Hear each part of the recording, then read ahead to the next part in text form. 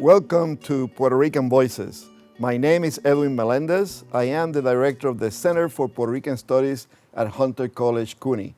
Today, we're talking about the evacuees of Hurricane Maria from Puerto Rico and the contributions of different organizations in New York. Today, over 1 million Puerto Ricans live in New York. To talk more about the New York response to Hurricane Maria, we have with us Surey Miranda. Surey is co-founder of Diaspora por Puerto Rico. She has a degree in political sciences and international relations from the University of Puerto Rico and a master's in economic and financial policy from the New School University. Thank you, Surey, for being with us today. We welcome you to Puerto Rican Voices. Surey, you work with Puerto Rican evacuees in New York City. Can you talk a little about what it is that you do and your experience in that regard? First of all, hi Edwin. Thank you so much for having me here. Indeed, so the work we did, it was a reaction to all the help that was going to Puerto Rico, and we realized at some point that people were going to start to leave the island because people had different emergencies that were not they were not able to find the services. So we knew that we were going to see a flow of people coming in, and we didn't see that the state was prepared. So we decided to create, based on the experience we had when we initially moved to New York, a system to help people navigate. Specifically to talk about expectations, and for them to know what to expect, what were the conditions that they had to undergo once they were here. So that was the inspiration behind it. And moving forward, what would be your goals, objectives? What is the organization intending to do for evacuees? So one of the things that we're really trying to accomplish is integrate people. We know that this is a huge challenge. We have people that are trying to adapt to a whole new idea of what is life. Specifically, there's like limitations in space. There's scarcity in terms of like housing. Limitations when it comes to language. So those are one of the things that we're trying to make sure we're able to accomplish, integrating our people, making sure that they participate and that they're active in their community, so they don't only worry about what is going on in Puerto Rico, but at the same time they integrate to their social and civil life here. I think your mission and your activities really fill a gap in New York for the Puerto Rican community. And we appreciate all the work that you're doing.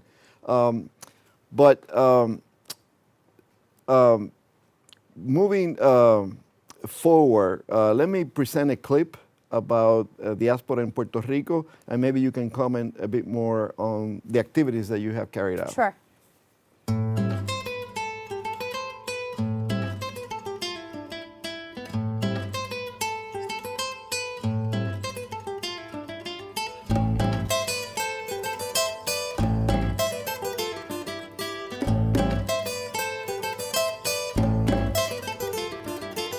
Mi nombre es Jennifer Ortiz Rivera y soy parte de Diásporas por Puerto Rico.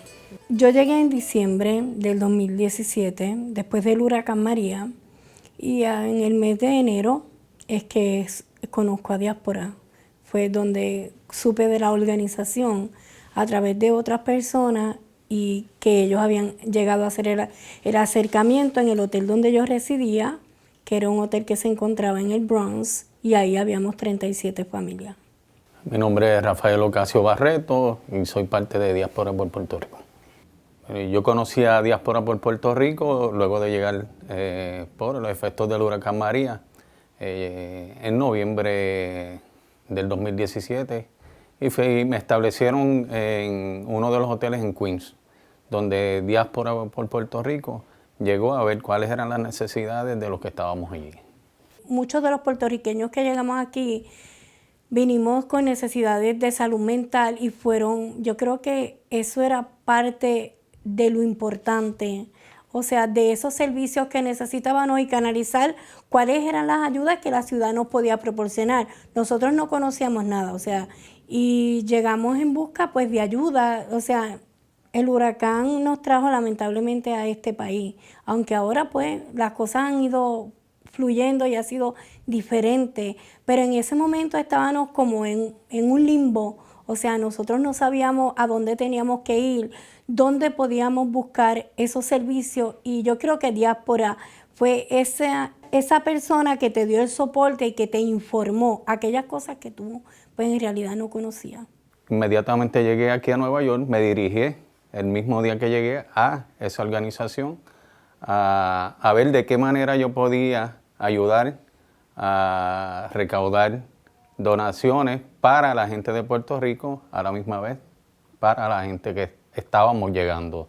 Y allí me recibieron con los brazos abiertos.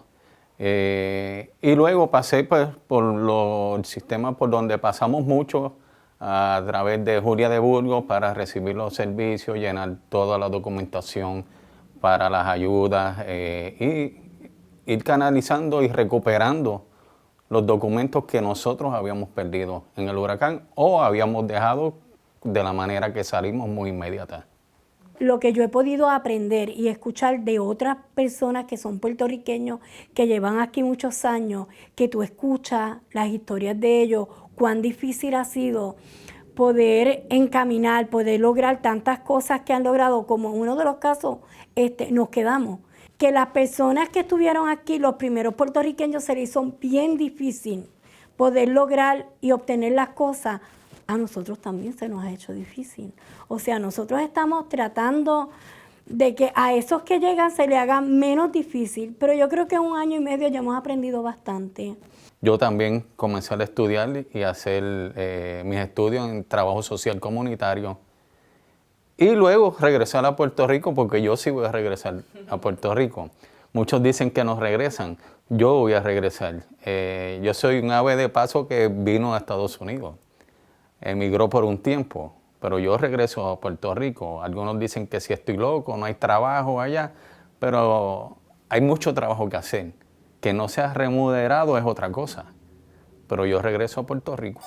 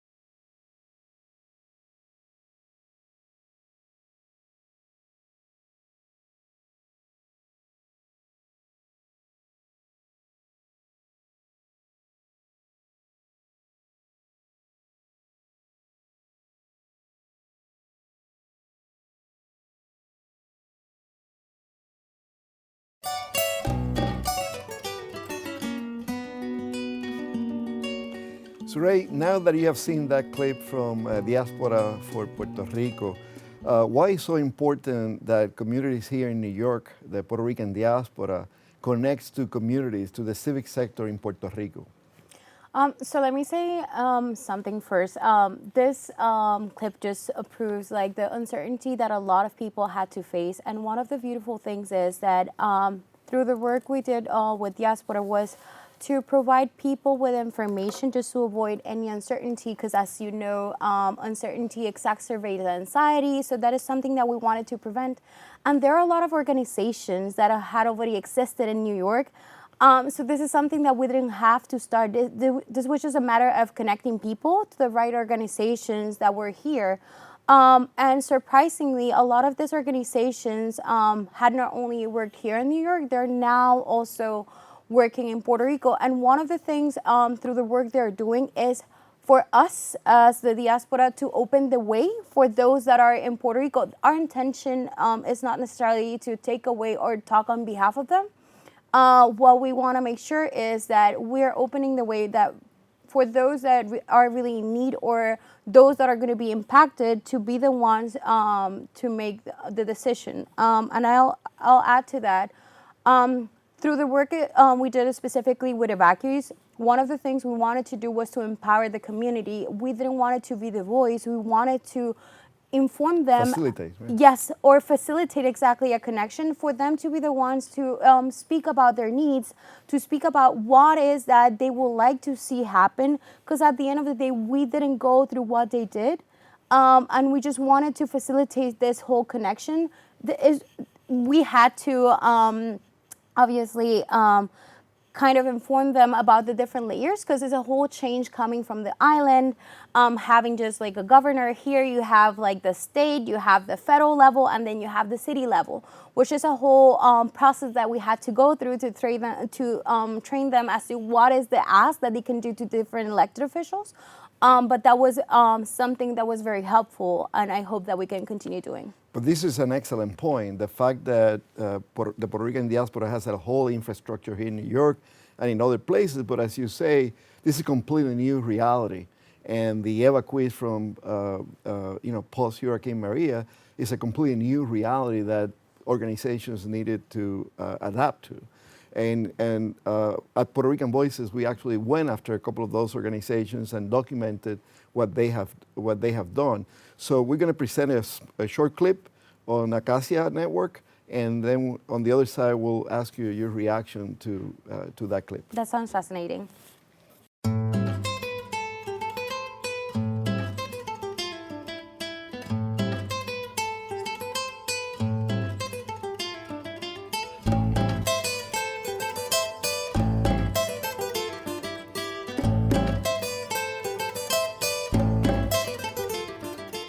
Acacia Network is the parent company of over 30 nonprofits. It started 15 years ago.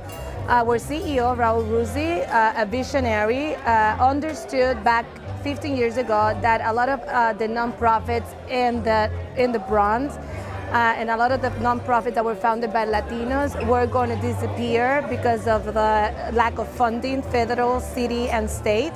And he decided to create a network in order to make sure that all those entities combined create what we now know as the Acacia Network, which is the largest Latino-led and Latino-funded organization. We do primary care, we do substance abuse, behavioral health. We are developers, affordable housing in New York and in Puerto Rico.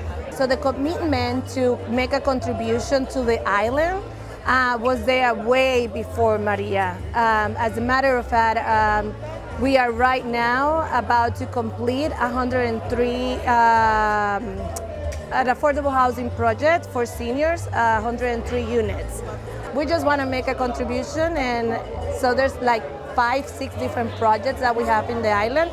We don't talk about it because the people that are receiving the services are the ones that know what we're doing, and that's all we care. So Acacia started, it's called Ráfaga Solidaria with Mezcolanza and Helen. So that was an Acacia initiative started, I will say, maybe 2-3 days after the Hurricane Maria, because we knew, working here, that the seniors were going to be left alone and they're going to have a lot of needs. So we wanted just to inject a little bit of economy support, and that's what we did, and now we have the project. So that is maybe what I would call the diaspora solidarity. We work with everybody. We want to support everybody. We serve everybody, and we want to serve here as long as people in Puerto Rico want us to be here.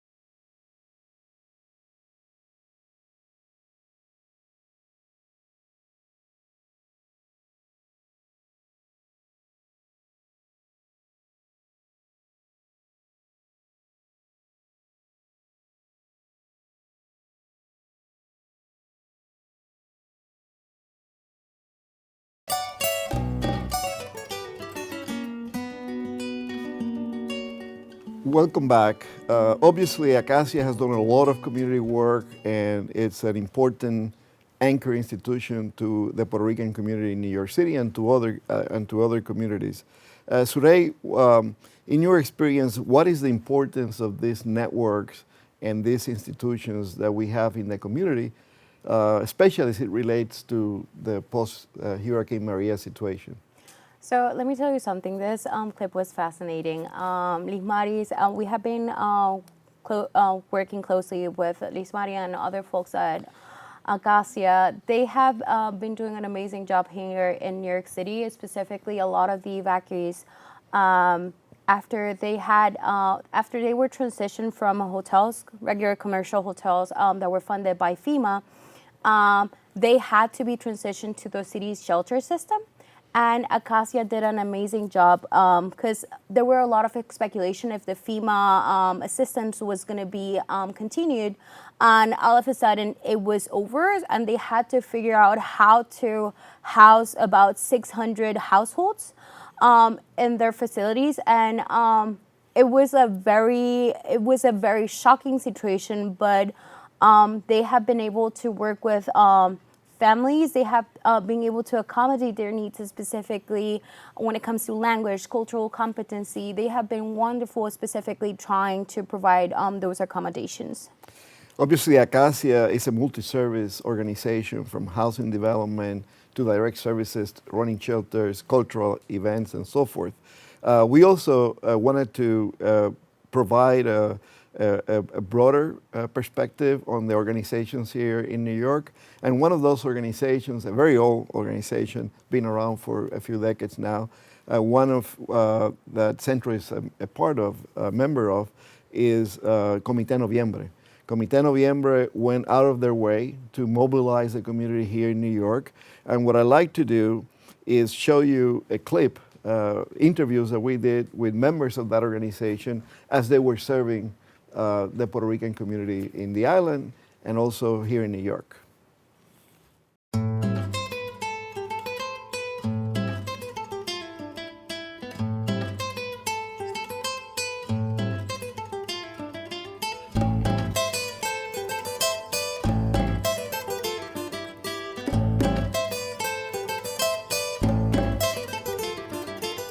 Comité Noviembre is a 32-year-old nonprofit organization.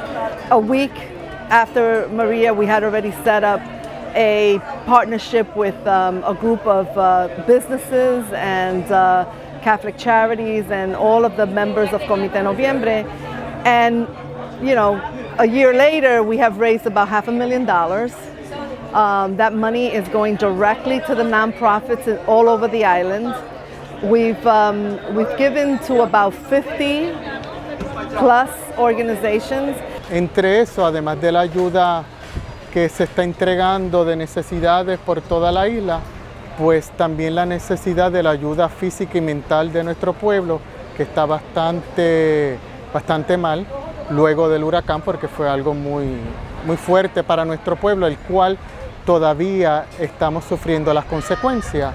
After Hurricane Maria and after the first initial months, the stress of not having good drinking water and electricity was really weighing on the community.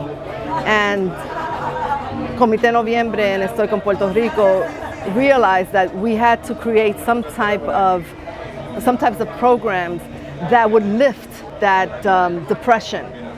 And sometimes we think, well, you know, a knitting workshop or a music workshop or a drawing workshop, how is that going to help?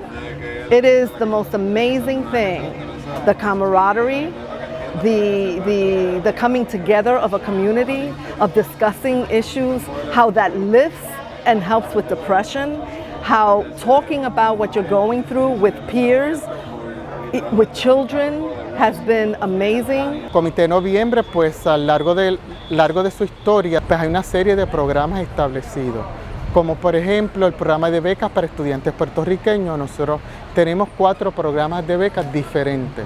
Programa de becas para estudiantes puertorriqueños regular, programa para madres solteras puertorriqueñas, trabajo social y de justicia social.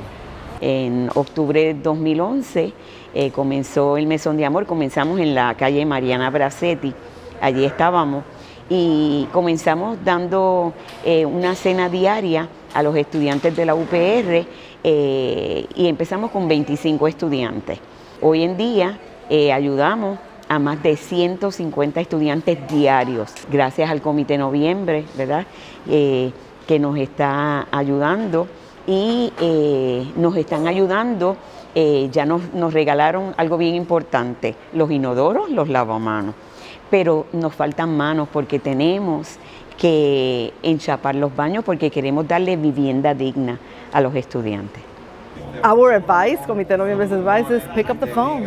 You have a family member you have that knows a church that they're involved with, call them up. Say, what do you need? Because that's exactly what we've done also. We've gone to different towns. Don't be afraid, just contact us.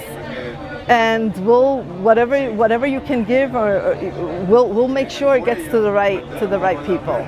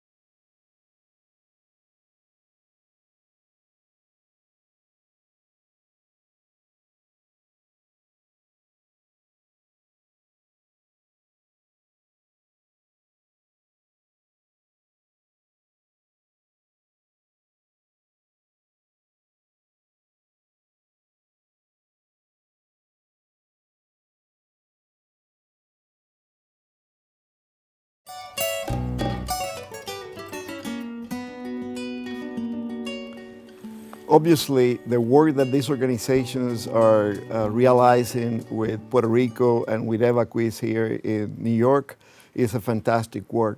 Comité Noviembre, Acacia are examples of a broad range of organizations that have actually, stepped up to the moment, to the historical window that we face. Having said that, I think the attitudes of the Puerto Rican community in the island have changed substantially. The ones that come and see the work that these organizations do obviously have a very positive reaction and welcome and are thankful to all the solidarity that they receive.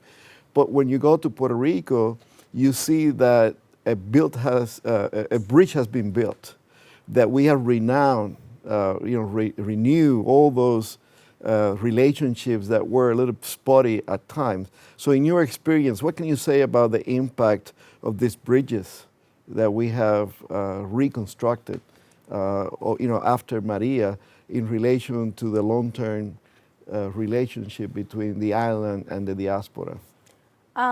So let me mention something about the work Comité Noviembre has done, and I'll continue with with the question. So through the work that Comité Noviembre has done, I think that we have been able to create that type of bridge because they have been doing a wonderful work here. And specifically, they do have a network, and I can attest to the power of that network because when they need something, they make sure they find it. And that is something that is fascinating. And I think that in a way, the work that not only Comité Noviembre but Acacia are doing in Puerto Rico, it shows that we're organized stateside, and because we're able to organize, put things together, we are then able to help our people on the island. And that is something that is fascinating because if that power wasn't here, we would not be able to help the people in Puerto Rico. And I am thankful to their work.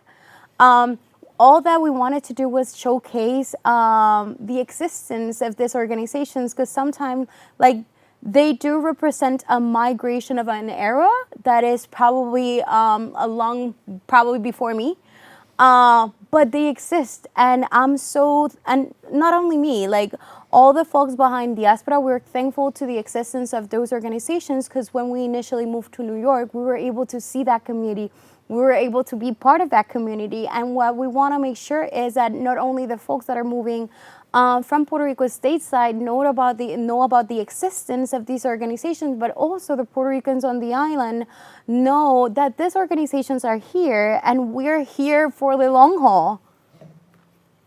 Fantastic. This program is Puerto Rican Voices.